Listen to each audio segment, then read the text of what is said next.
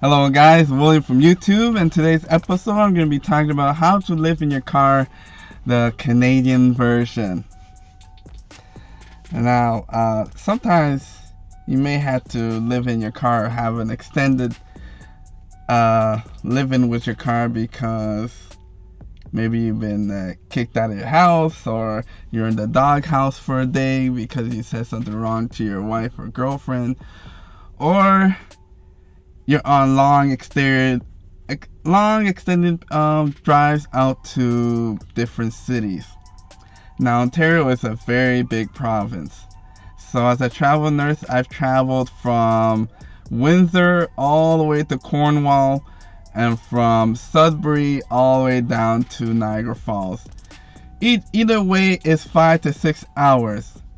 And then adding on top of that, traveling to Buffalo and Cleveland and Pennsylvania, from Toronto to Buffalo is 3 hours, from Buffalo to Cleveland is 4 hours.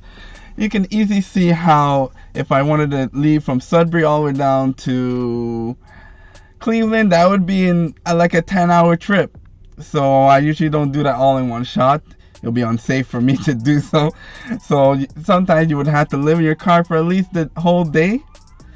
So I've decided that in this video that I'm gonna do something for those traveling workers, such as traveling nurses. I used to be a travel nurse when I first started nursing. I did it for about a couple of years, and then you find out it's very exhausting. Even though you get paid a lot of money, the reason why you pay so much is because you gotta go to motels and hotels.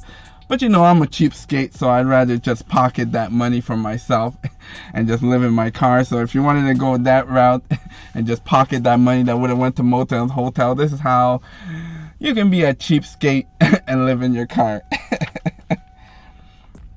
Now, what I would do is, if you must live in your car for long term, at minimum, you should get a minivan.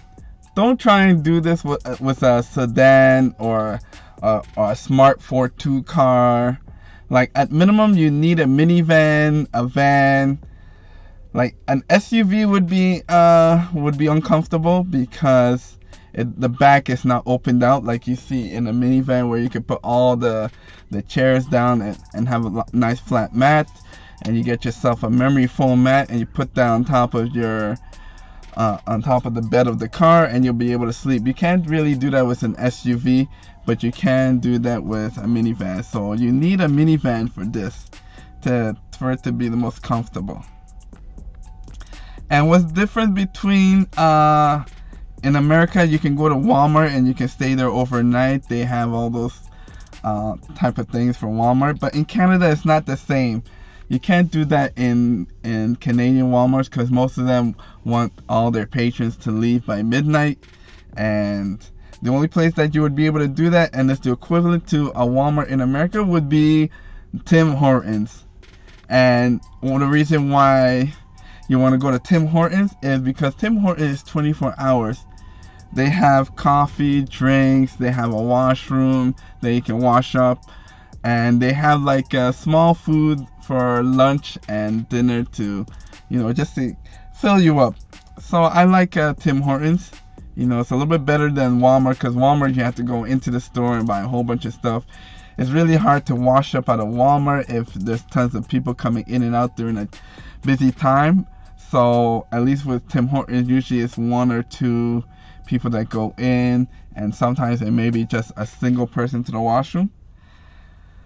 So for Canadians, go to Tim Hortons instead of Walmart. Another thing is, your back is going to be hurting you. So, to treat yourself and, to take care of that broken back for sitting on your car for long periods of time, you need to find your closest rub and tug.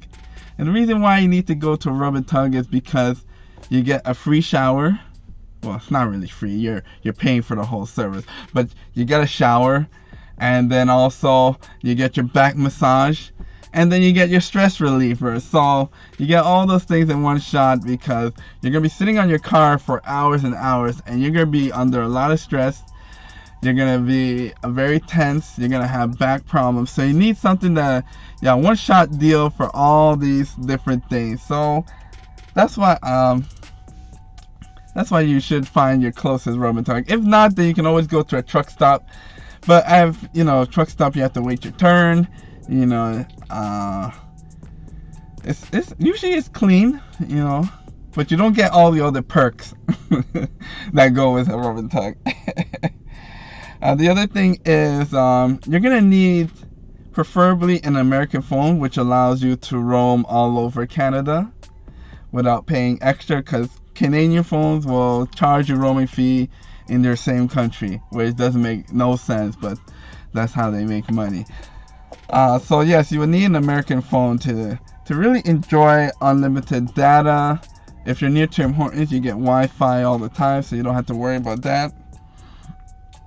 And then another thing is, what I would do is I always try and find the buffets for lunch and dinner, because you can have one good buffet for lunch and you'll be full for the rest of the day. So you don't have to keep looking for a place to stay and eat, which is quite expensive. So one reason you're probably in your car is because you want to save money. So what I would do is try and find a buffet, $10 to $15, and that would be good. Just eat as much as you can, scarf down, and you'll be good for the whole day. So that's what I usually do when I go to Guelph, Cambridge, Waterloo, those far off places, Woodstock. Usually find a buffet to go into rather than just going to a McDonald's. Because after you eat McDonald's for like 30 minutes, you're hungry again. I don't know. It must be some kind of trick they have in their food that you're hungry after 30 minutes. But when you go to a buffet, yeah, you're gonna be full. You won't have to worry about getting empty meals. Another thing is you'll find out that a lot of the towns and cities don't allow street parking. So what you have to do is usually find parking near the apartment buildings, because they have less rotation for screening. And usually if the place is dark, like the apartment buildings have a big parking lot and it's dark, you usually can go and stay in those parking lot overnight being undisturbed if you cannot find a Tim Hortons, or you find a Tim Hortons a little too bright. Even at nighttime, Tim Hortons usually likes to blind people with so much lights, like they don't turn down their lights. So that's another thing, that I really don't do street parking at night.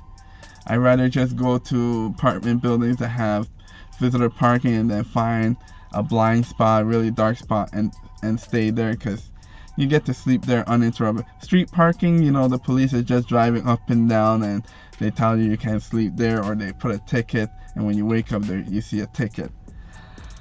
So yeah, I wouldn't advise doing street parking. Also, when people are driving on the streets and they're drunk and rear end you from behind and then keep driving, that wouldn't happen in a parking lot. So, and the worst thing that can happen in a parking lot is that they tell you to please go home, and then you can go walk into the house or the building, and then once the guards are gone, or if you paid your ticket, then there really is nothing that they can bother you with. If you really have to just pay for the $2-3 parking tickets, then you really they won't bother you anymore.